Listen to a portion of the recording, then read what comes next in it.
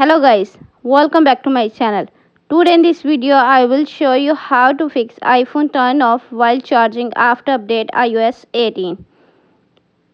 First of all, subscribe to my YouTube channel and press the bell icon to get new tech videos. Now let's start the video. Solution number 1. Turn off standby. Open the setting app on your iPhone. On the setting page, scroll down, tap on standby. On the standby page, turn off standby.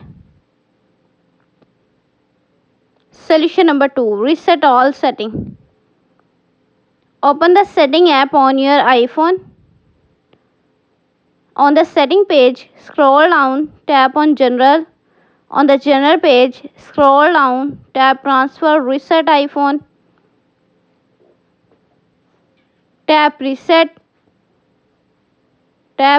all settings. Enter your phone passcode. Again reset all settings in the pop-up window to confirm this process.